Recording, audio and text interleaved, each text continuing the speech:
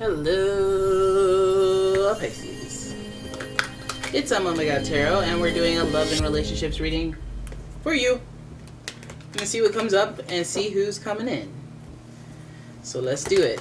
I'm actually going about it in a different way. I'm using the energy oracle cards, and we'll do a tarot spread. So here we. Did you guys hear that? I don't know, I heard some knockaging. Look at that flame going nuts. Alright, so Pisces, I just shuffled away at the energy oracle cards. If you like your own personal reading, please check out the description. We gonna do it oracle. We're going oracle for this one. Alright. So when it comes to your ex, we're talking about somebody who left you heartbroken. Number 9, we have the heartbroken theme. Broken heart theme coming up. And, you know, obviously this it speaks to pain points with this relationship. So this may be an ex that we're talking about. Obviously we can't have a new person break your heart because it's like, I wish I had feelings left for you to break my heart, but no. So this card shows a heartbroken, open, revealing darkness, emptiness, and a grief-filled tear. The hurt may be from long ago, or it may be the pain from a more recent event. Either way, a deep healing is called for now. Vent your feelings and release the person or the situation involved. Affirm that you're reclaiming your power and peace of mind. Open your heart to the light of the divine love and healing, and have compassion for yourself through this difficult process. Make self-care a priority now. As you let go of old experiences, you can open your heart to the true and abiding love that you so rightly deserve. Right, it's telling you how to find your way out of it, but hey, your heart got broken, okay? This person broke your heart. I'm going to keep my card up on your behalf. Right, your next card is the 7th chakra archangel Uriel. And I'm assuming that this angel is very healing in itself, but let's have a look at the meaning behind this card. The beautiful angel Uriel, I hope I'm saying that right, also called the fire of God, wears a brilliant crystal crown vibrating with a passionate connection to the divine. She brings great power to the 7th energy center, which is called the crown chakra, and is located at the top of your head. Psychic energy now. This card upright indicates an open and free-flowing channel of information and inspiration from the wonderful beings in the spirit world. This could also be a great time of intuition for your guidance from your higher awareness, so allow yourself to quiet your mind and listen. So it's like, listen to psychic energy, psychic impulses. Some of you guys are feeling spiritual connection to this person, I believe. I mean, this is the crown chakra, so this is your third eye would be your psychic vision, but the crown is like you getting hit with that kundalini energy and having things form with clarity in your mind, understanding. You know, when you just reach a point where you're like, oh, I get it. Oh, that makes sense. All right. So that's what you're getting here. And then finally we have appreciation. Ooh, maybe that's where we're going with this psychic experience. Is that some of you guys may be reaching a place with a person that broke your heart where you have a sense of appreciation for the events that transpired, regardless of the fact that, you know, you may have gotten hurt in it. And, you know, there may be distance, and that's fine. And I feel like that's the only vantage point you could be at to feel appreciation. If you're in my face and you broke my heart, I'm not gonna be like, oh my god, I appreciate what you did so much, oh my god. But I feel like you can come to a place where you're like, you know what, that whole thing made me a stronger person, brought me to where I am today. So with appreciation, this card shows a woman holding a single rose. She enjoys the scent and beauty of the single blossom, yet around and behind her are bramble bushes. She could be focusing on these, worried that she might get caught up in their prickly branches of difficulty, but instead, she's pausing to experience the blessing of this single flower. The sun is breaking through the clouds, shining on her choice and on the tiny buds waiting to open up. It's like, yeah, appreciation, grateful, gratitudeness. There's a lot of messy stuff that went on between us, but, you know, I appreciate the whole thing. Especially if you find somebody else that, you know, your personality is built for. And you're like, my personality wouldn't be like this unless I went through all of that. And so some of you guys are rejoicing with like, wow, I'm so glad I have this emotional strength for this person. Because they may need my support. You know, they may need me in some other way. And I see the divine energy of it all. So let's have a look at the tarot and see what's going on with this situation, because it feels like, you know, what is causing you to feel this appreciation? What is causing you to reflect on this heartbreak? Are you having spiritual events that kind of remind you of your past with this person? Look how that flame is just burning. It's been burning for so long, and it's not even like I just shoved a piece of wood wick in it. It's not even meant for it, and it's just been going for hours, so it's crazy. Yeah, let's have a look. Your first card is the Queen of Wands, followed by the Two of Wands. You see the passions burning hot, the passion. Followed by the Knight of Swords. It looks like the Page though. Page of Swords. Followed by the Moon, Pisces, that's your card. These two cards are in reverse. Followed by the Eight of Cups. Okay, so relationship-wise, some of you guys are thinking about your ex, your past, the last time you were brokenhearted. Now I feel like the actions here are all at the beginning of this reading.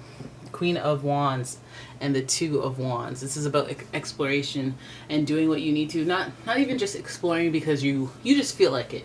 It's like making a conscious effort to explore, to find something, or to reignite the passion. Like Stella got her groove back.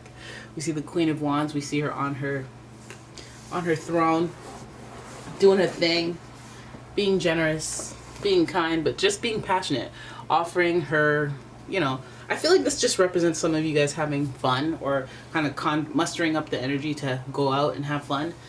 So this might not even be like you had a wild time, but there are a few and far between moments where you guys generated enough energy to be like, let me go out there and see what's out there. Let me explore a little bit, like the Two of Wands would suggest. Like you guys like had a heartbreak, you guys went out there, tried to find something else, someone else, did some exploration or whatever, but I feel like there was some sort of like harshness or some sort of disruption in the flow of you just going out there and exploring and being with other people. It gets weirder. Look, so you have the Page of Swords here, and the Page, or the Knight of Swords, Knight of Swords, and you know, I feel like this, when they look back at this situation, the Knight facing that way, it's almost like looking at the situation, and it's funny because the Queen of Wands doesn't even look super happy to have to do that. It almost felt like a chore to go there and open your heart up or take the actions needed to go meet other people. So it did feel like a chore, and the Knight of Swords is giving us a little bit of that impulsive energy that is like, I don't even know what I'm doing.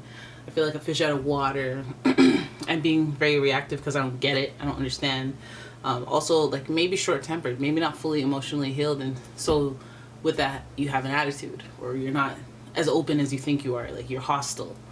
And I feel like this energy is like, and I feel like it's like almost a maturity thing, growing into your emotions and regulating them better, because I feel like there's a lot that was in the shadows that needed to be uncovered about yourself that you didn't know.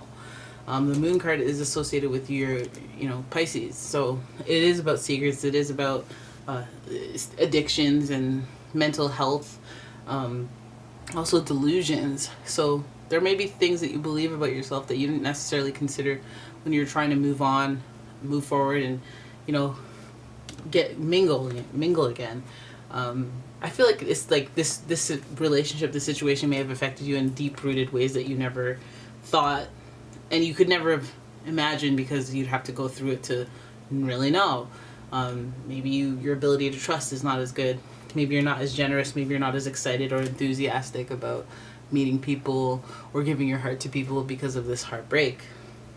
I feel like you've been enlightened, and you do have gratitude and appreciation for something that maybe you saw as, oh, they did this to me.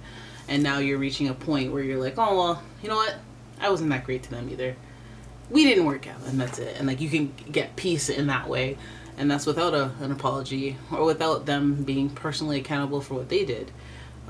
It's giving yourself peace. It's giving yourself some sort of conclusion. Some people like to have closure. But we see here that you are like the Queen of Wands, the master of the action, and it's up to you. So it's also not waiting for Prince Charming either. It's like Prince Charming ain't gonna do it. It's about taking initiative, and you know, the mother is usually that internal area of yourself that drives you to do things. And this, hey, calm down over there. I should probably cut that wick down. But the Queen of Wands is very much about enthusiasm and passion, because it's the best thing to do, because it makes sense, because it's a strategic thing. Not saying that her relationships are strategic, not saying that they're not, but I feel like the curiosity there is because, hey, I'm determined to get something out of this, or no, I'm walking away with something. So the Knight of Swords might create like this false pretense of the results. Like maybe, you know, you try to get into relationships and then you're like, oh, whatever, I'll just do whatever, and then it turns out to be harder than you thought it would be. And like, oh, ugh, I'm disgusted by everyone now. How am I going to fall in love? I feel like there's like hidden truths with this Pisces card, because it's just stuff that you can't realize. Maybe people tell you about it, about yourself, like, oh, you're too picky, or you're too sensitive, or you're too prudish, you're not open enough. Maybe you have delusions because you think you're gonna, you know, meet somebody that's gonna be this, that, borderline perfect. And I feel like with that mindset, I feel like, you know, that's why it's in reverse. There's something off about it. It's not right if that's the way that you've been feeling. But I feel like the lesson is that you've been, you know, your filter has been a little weird. Like, it's like the type of person that you desire is not the type of person that aligns with who you are.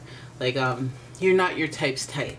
And maybe, what does that entail? Maybe that entails you focusing, buckling down, learning some skills, learning some communication skills. Like maybe that takes you socializing more. Maybe it takes you going to the gym, exercising, because you want all these, you know, fit gym rats. So, you know, it's like aligning with the type of person that you want to be with, I feel like is the biggest lesson that you've learned through this heartbreak and through this appreciation for that relationship. That maybe you can be a little more caring, or maybe you can make up for the shortcomings you had in the relationship from before. I feel like you've had a lot of time for self-reflection. So some of you may have been single for a long time, the Eight of Cups, and you may have taken that time to disconnect completely, alienate yourself, maybe even not talk to anybody, like anybody, maybe family, a couple of friends, but you aren't that social butterfly that you once were. And I feel like with that has come a lot of self-reflection and the ability to really observe and experience your feelings through other people's experiences as well, and see how they deal with it, how they move on.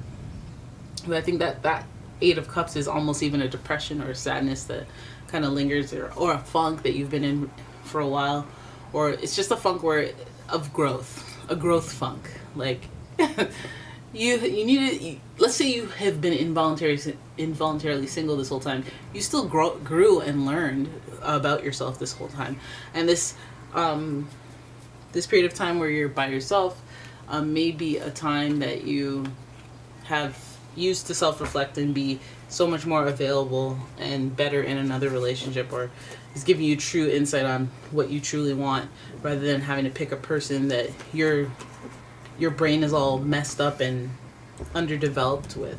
So it's like almost like your standards are higher, and with that it might even be harder to find someone.